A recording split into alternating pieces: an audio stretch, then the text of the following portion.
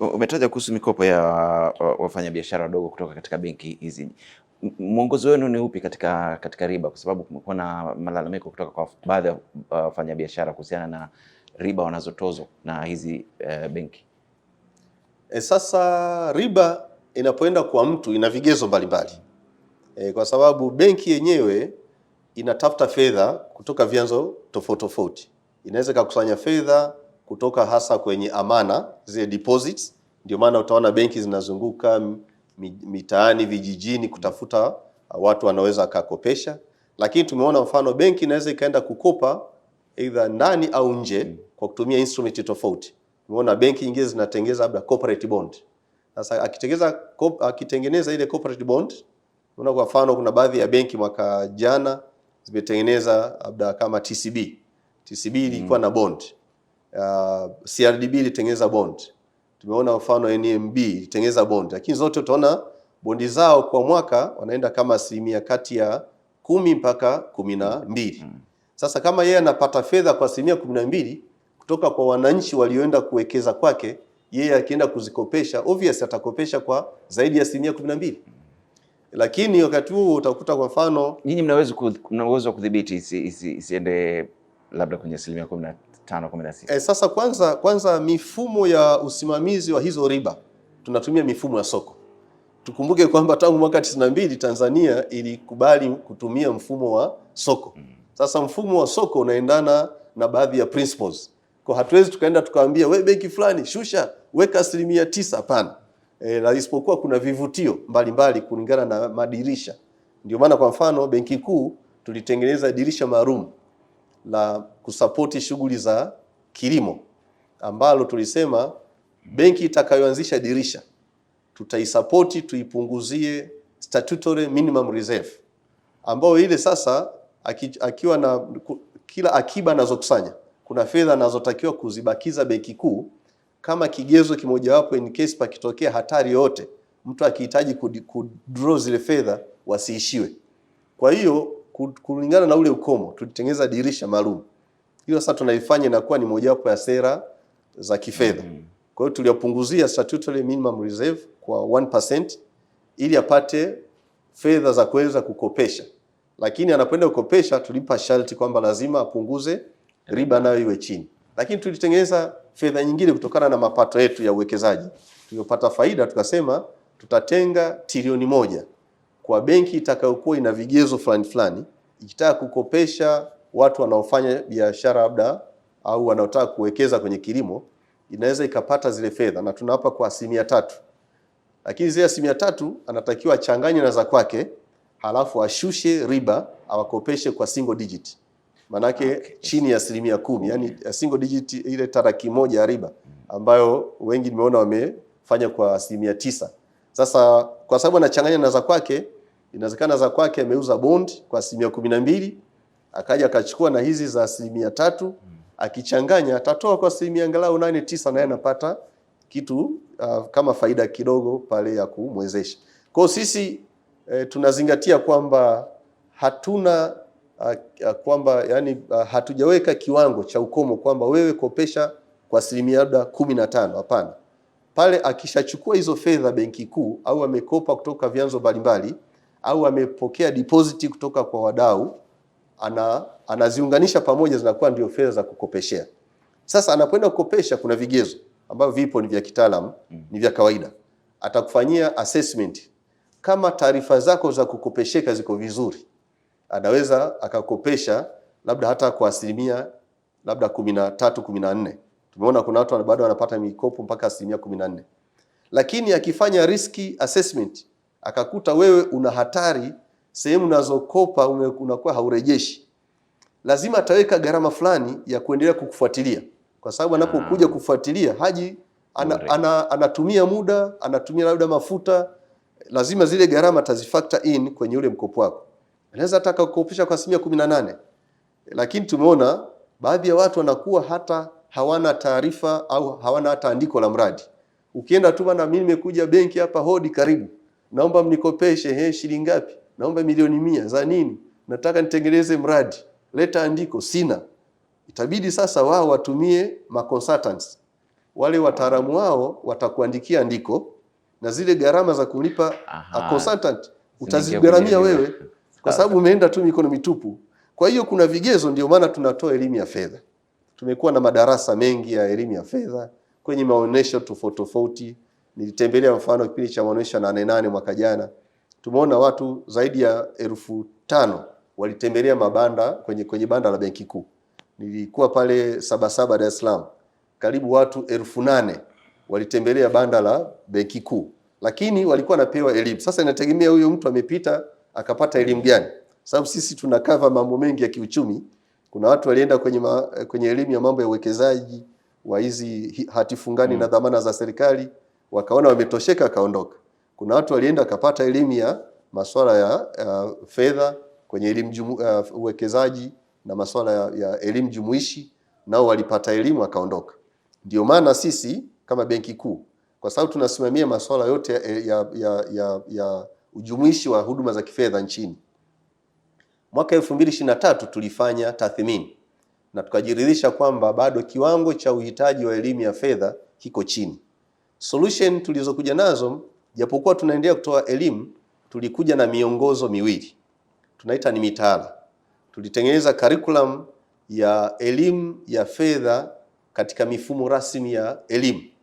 Tunaita ni in-school financial education curriculum, ambao tunashukuru imeshachukuliwa na wizara za fedha zote mbili, kwa maana ya Wizara ya Fedha ya Serikali ya Mapinduzi ya Zanzibar na Wizara ya Elimu. Wizara ya Elimu ya Serikali ya Mapinduzi ya Zanzibar na Wizara ya Elimu ya Serikali ya Jamhuri ya Muungano wa Tanzania. Na wameingiza kwenye mitaala sasa. Tunatarajia vijana watakuwa wanafundishwa wakiwa shuleni. Kwa shule ya msingi kuna dozi yao, kuna dozi ya sekondari, wengine vyuo vya kati na vyuo vya elimu ya juu. Kwa kule watakuwa napata hiyo elimu ili wakihitimu wawe na elimu ya masuala mbalimbali ya fedha. Lakini tulitengeneza mtaala mwingine tunaita ni out of school financial education curriculum. Ni mtaala wa elimu ya nje ya mfumo rasmi wa shule. Sasa hii tumekikasimu chuo chetu cha Benki Kuu kile cha Mwanza, kimetengeneza moduli nzuri zinazoendana na makundi mbalimbali. Na sasa hivi tukakipatia mandate kifanye certification ya hao public financial educators. Utaona sasa hivi kuna vijana wanatoa elimu ya masuala ya kifedha mbalimbali. Na sasa hivi tunashukuru wanafanya vizuri. Kwa mwaka jana nimeona wamepata certification vijana zaidi ya kama 1,500 sasa kwa hii miaka miwili tangu tulipowapatia tangu chuo chetu cha Benki Kuu kilivyoanza kufanya hizo certification. Sasa kupitia hiyo mitaala watu wanaelimishwa, lakini wanaelimishwa kwanza namna ya kutunza savings, kuweka akiba. Na hizo akiba ukizipata ukaziwekeze. Wanafundisha maeneo mbalimbali ya uwekezaji, lakini wanafundishwa namna tu hata ya kutawala fedha. Unajua ukiwa na fedha ukishindwa kuzitawala unaweza kushangaa zimeisha mikononi mwako bila we mwenyewe kujua. Kwa ni swala ambalo tunaendana nalo vizuri, lakini mpaka sasa watu kwa kadri wanavyoelimishwa ndivyo wanavyoongeza kutunza fedha zao benki, na ndivyo benki zinavyopata ukwasi unaotumika tena kwenda kukopesha watu wengine ili wafanye biashara au wafanye shughuli nyingine za kiuchumi vizuri. Kwa hiyo nataka tu kueleza kwa ujumla kwamba hatudhibiti riba ya mabenki ya kumkopesha mtu, kwa sababu kuna vigezo vingine zaidi hata ile riba ambao ni kama riba ya kuanzia. Ile tunaotoa sisi ni riba ya kuanzia. Na hata benki zenyewe zinapoenda kutafuta fedha kutoka vyanzo vingine, kuna wengine wanaenda kukopa hata nje ya nchi. Akikopa nje ya nchi nategemea kule amepata pia kwa gharama gani. Lakini bado tunasema kwa Tanzania tuko mahali pazuri. Unaweza Google au siku hizi mitandao ipo. Ukiandika labda banking lending rate, sawa? Ukiandika lending rate kwa nchi yote utaiona. Sasa hivi kuna nchi za Afrika lending rate iko 37%. Nimecheki majuzi kuna nchi nyingine za Ulaya, of course inflation iko juu sana na lending rate niona iko 45% kwa mwaka. Mkigugu mtaziona. Kwa hiyo sisi bado lending rate wastani ni 15% kwa Tanzania.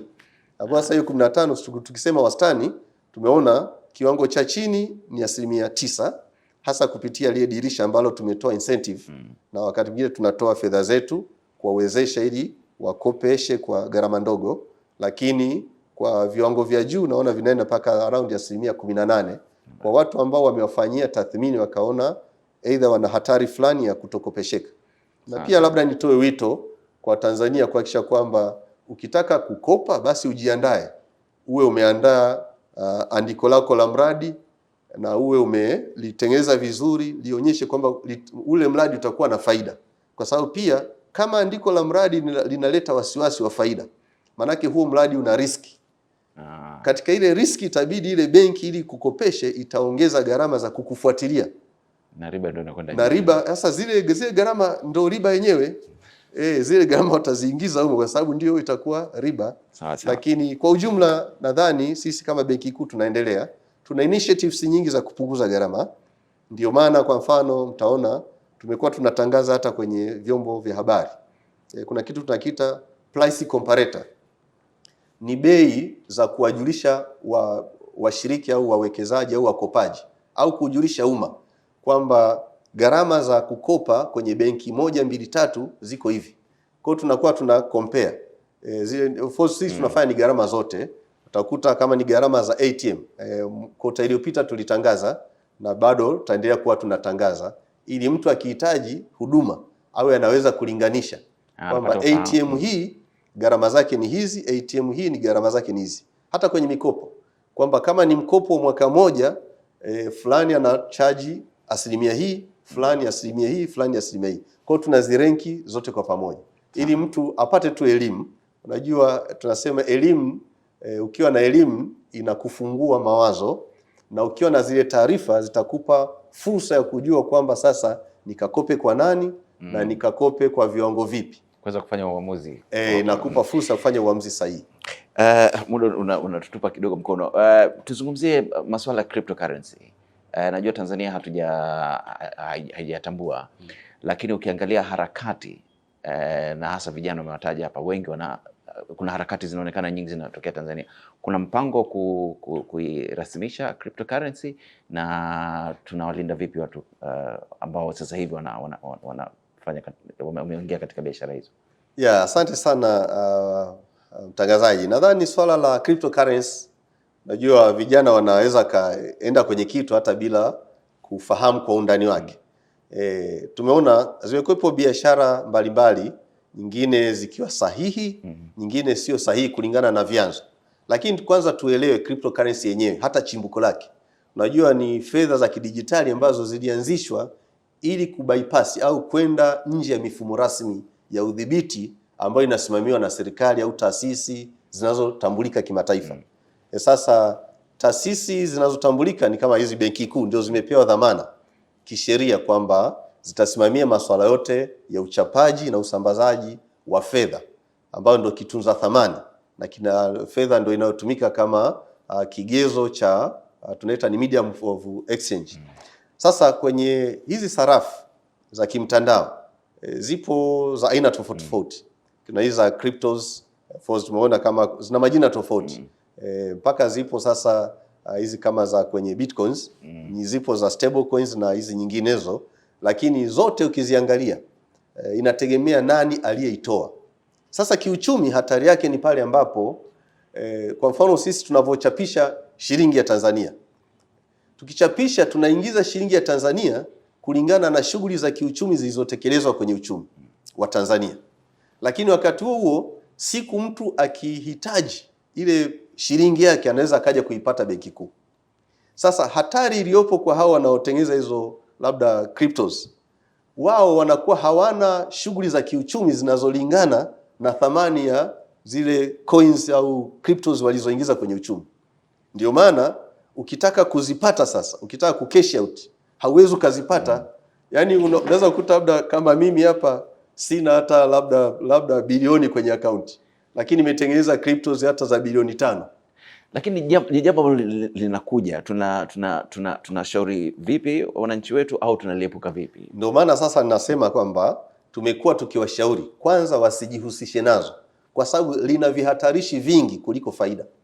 Na hata tulipokutana, kwa mfano sisi magavana mwaka juzi tumekutana mji wa Basel pale Switzerland. Tulikutana magavana wote wa dunia. Kuna watu ambao walifanya presentation. Pale kuna Bank of International Settlement ambayo ndio inasimamia masuala mbalimbali ya currencies. Walifanya zile presentation. Lakini kutokana na changamoto tulivyokuwa tunachangia, walishindwa kuthibitisha kwamba zile ni currency. Ndio maana tangu pale sasa hivi watu naziita ni crypto asset. Kwa sababu currency lazima unaishi kwenye face value. Lakini zile unaona leo hii thamani iko hapa, kesho imeyumba. Na hata currency lazima yule mtu anayezitoa, yani kwanza ajulikane. Hizo coins au cryptos unaweza kutrace huyo mtu yuko wapi usimpate. Kwa hiyo kuna hatari nyingi. Na tuliona kuna siku kuna watu walitengeneza coin moja ya Mo. Nadhani mliziona. Walitengeneza wakaingiza mtaani jioni, watu wakanunua, asubuhi ikawa imeshafutika. Wale watu manake ndio wameshaibiwa hivyo. Walisubscribe si kwa dola kama milioni 1.8 kwa taarifa nilizopokea. Lakini ilikuwa zilikuwa ni coin fake. Sasa kwa sababu watu wetu kwanza hawana uelewa kama hizo coin ni sahihi au sio sahihi, lakini kwa sababu pia hatujawa na mifumo ya kufuatilia na kudhibiti, lakini wakati huo kwa sababu hatujathibitisha kwamba aliye issue hiyo sarafu siku ukitaka ku cash out, je, atakupa hiyo fedha yako? Kwa hiyo kuna hatari nyingi mbalimbali, na hata ile thamani hatujathibitisha ni mifumo ya kutunza na kulinda thamani ya hiyo crypto kama iko sahihi. Kwa hiyo yote hayo yanaweka kwenye risk. Ndio maana mpaka sasa bado tunasema watu wasiwekeze kwenye hizo cryptos.